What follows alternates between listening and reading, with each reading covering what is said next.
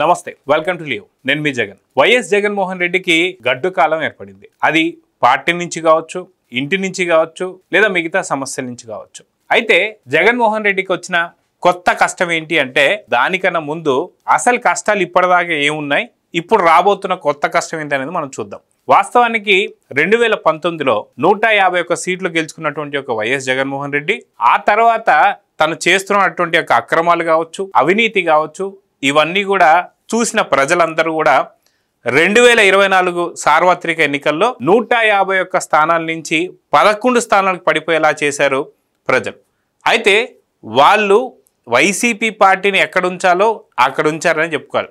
వాస్తవానికి ఆ 11 సీట్లలో కూడా కొంత బెదిరింపు ధోరణి, లేదా మీరు ఎవరికి ఓటేస్తున్నారో మాకు అందరికీ తెలిసిపోతుంది, తర్వాత ఎవరు అయితే మాకు వైసీపీకి ఓటేయలేదో వాళ్ళ సంగతి చూస్తామని చెప్పి కొంత బెదిరింపులకు కూడా ఆ 11 సీట్లు వచ్చాయని చెప్పి కొంతమంది అంటుంటారు. అయితే వాస్తవానికి నిజంగా 151 స్థానాల నుంచి 11 స్థానాలకు పడిపోతున్నారన్న సంగతి తెలిస్తే పులివెందల్లో జగన్మోహన్ రెడ్డి సీటు కూడా డౌటే అన్నట్టుగా కొంత వార్తలు అయితే వినిపిస్తున్నాయి. అయితే ఏదేమైనా 2024కు సంబంధించి సార్వత్రిక ఎన్నికల్లో కంప్లీట్గా ప్రతిపక్ష హోదా కూడా లేకుండా జగన్మోహన్ రెడ్డిని కూర్చోబెట్టారు. వాస్తవానికి జగన్మోహన్ రెడ్డి గారి తల్లి దీనికి ఆద్యం పోశారని చెప్పి అనుకోవచ్చు. గతంలో టీడీపీకి ప్రతిపక్ష హోదా కూడా రాకూడదు అని చెప్పి జగన్మోహన్ రెడ్డి తల్లి విజయంతో అనిపించారు. కానీ తల్లి వాక్కులే ఇక్కడ ఫలించాయని చెప్పి చెప్పుకోవచ్చు. ఎందుకంటే కొడుకు మీద ఉన్నటువంటి వ్యతిరేకత ఏదైతే ఉందో అది కంప్లీట్గా వైసీపీని ప్రతిపక్ష హోదా కూడా లేకుండా చేసేశారు. ఇది తీసి పక్కన పెడితే ఇది ఒక పెద్ద సమస్య కింద, ఒక గడ్డు కాలం కింద మనం చూసుకోవచ్చు వైసీపీ పార్టీకి. అదేవిధంగా చూసుకుంటే 2019 నుంచి 24 దాకా ఎన్నో అక్రమాలు, అవినీతి, హత్యలు, మారణకాండలు, దహనాలు ఇలా ఎన్నో చూసాం.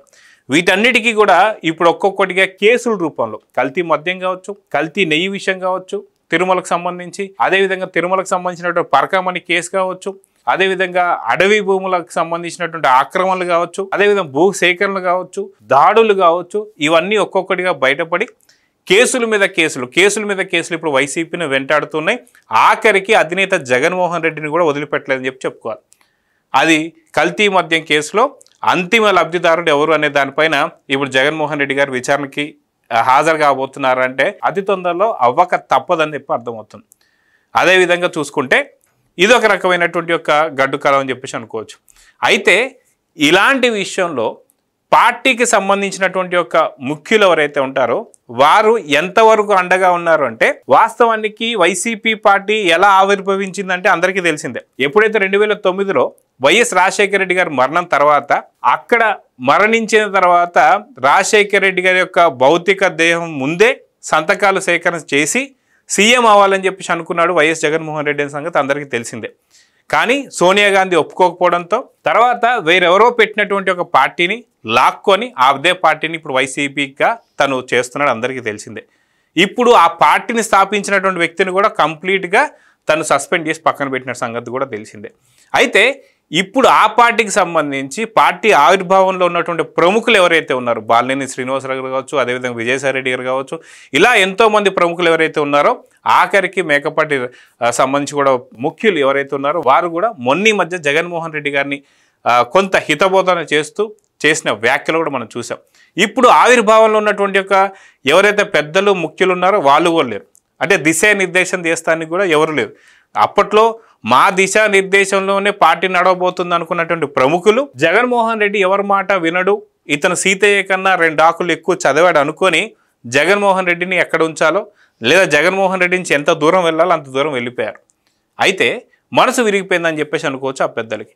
ఇదంతా తీసి పక్కన పెడితే ఇప్పుడు వచ్చినటువంటి ఒక గడ్డు కాలం ఏంటి, ఇప్పుడు వచ్చినటువంటి కష్టకాలం ఏంటి జగన్మోహన్ రెడ్డి గారి కంటే, ఇది ఎన్నడూ తీరని కష్టకాలం అని అనుకోవాలి. వాస్తవానికి మీడియా ముందు వచ్చి మాట్లాడడానికి మాత్రం ఒక యాంకర్ శ్యామలా కావచ్చు, ఆర్కే రోజా కావచ్చు, పేర్ని నాని కావచ్చు, అదేవిధంగా చూసుకుంటే మనకి బొత్స సత్యనారాయణ కావచ్చు, ఇలాంటి కార్మూరు వెంకటరెడ్డి కావచ్చు, ఇలాంటి వాళ్ళు కొంతమంది మాత్రమే మాట్లాడటానికి వస్తున్నారు తప్ప గెలిచినటువంటి యొక్క 11వ ఎమ్మెల్యేతో పాటు మిగతా 10 మంది ఎమ్మెల్యేలు మాట్లాడుతున్నారా?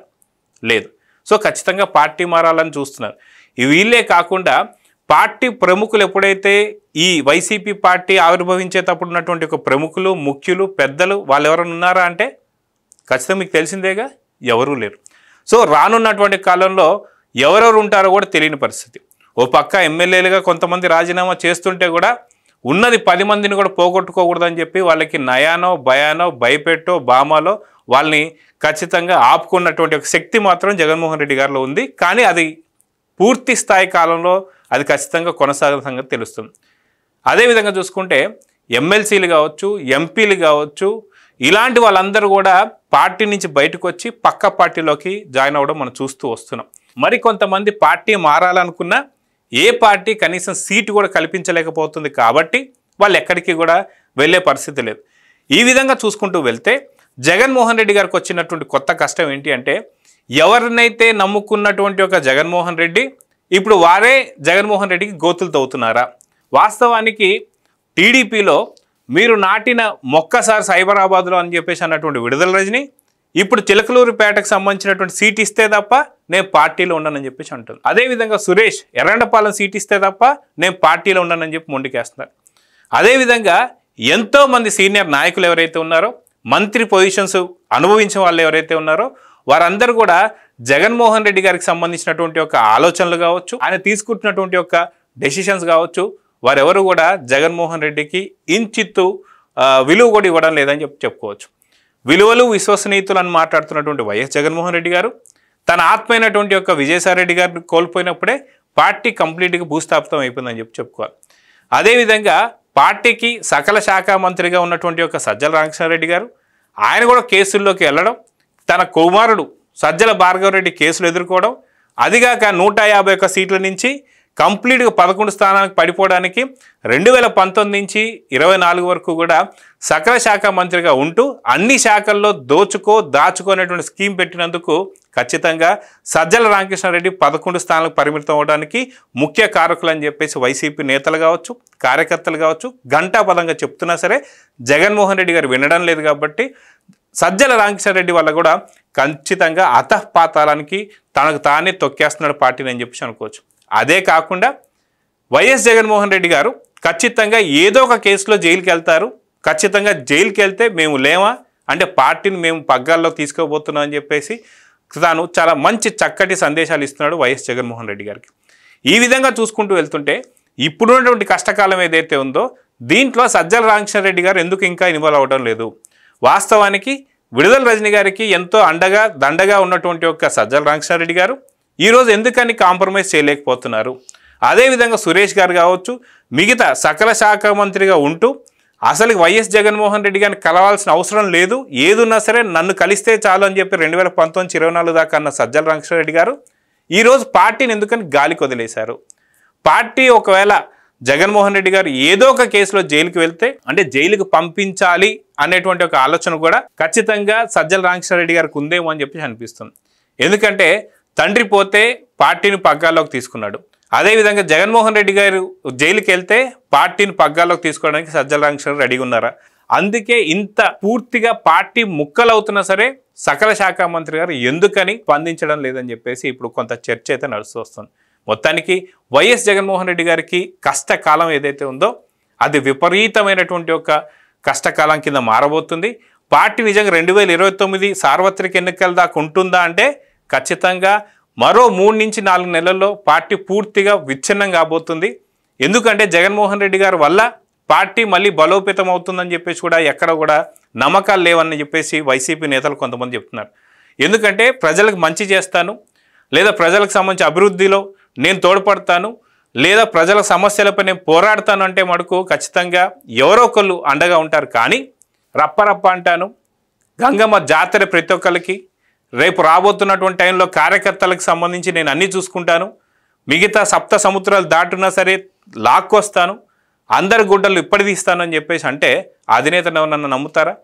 నిజంగా మీరైనా సరే అలాంటి మాటలు అంటే మీ ఇంట్లో ఉన్నటువంటి వ్యక్తులపైన దాడులు చేస్తానంటే మీరు ఓట్లేస్తారా? మీ గుడ్డలు ఉడదీస్తానంటే మీరు ఓట్లేస్తారా? మీరు 7 సముద్రాలు దాటున్నా సరే నీతిగా పూర్తిగా సత్యమేవ జయతే అని చెప్పేసి అంటే మిమ్మల్ని లాక్కొచ్చేసి సమాజం ముందు నిలబెట్టి మీ గుడ్డలు ఉడదీస్తానంటే మీరు ఓట్లేస్తారా? సో నిజంగా వైఎస్ జగన్మోహన్ రెడ్డి గారి యొక్క క్యారెక్టర్ కావచ్చు, తన పద్ధతి కావచ్చు, తన ప్రెస్ మీట్లు కావచ్చు, ఇవన్నీ చూసిన తర్వాత ప్రజాస్వామ్యంలో ఇలాంటి నియంత పరిపాలన కొనసాగదు అని చెప్పి అర్థం చేసుకున్న తర్వాత ఏదో విధంగా 2019-24 దాకా అయితే కొనసాగింది. కానీ అది ప్రజలు తీర్పు ఇచ్చేశారు. 2019-24 దాకా 151 స్థానాల నుంచి 11 స్థానాలకు పరిమితం చేసిన తర్వాత కూడా గతంలో ఎన్నికల కన్నా ముందు 175కు 175 అని చెప్పి నియంత పరిపాలన చేయాలని చెప్పేసి అనుకున్న వైఎస్ జగన్మోహన్ రెడ్డి గారికి సరైన బుద్ధి చెప్పిన తర్వాత కూడా ఇప్పుడు 24 దాటిన తర్వాత 24 నుంచి 25లో కూడా అదే మాట, 26లో కూడా అదే మాట, రప్ప ఈసారి 88 మ్యాజిక్ ఫిగర్ దాటితే ఇక గంగమ్మ జాతర అంటున్నటువంటి ఒక జగన్మోహన్ రెడ్డి గారికి నిజంగా మీరైతే ఓటేస్తారా? ఒకసారి కమెంట్స్ రూపంలో తెలియజేయండి. నమస్తే. Please subscribe to Leo news for more videos.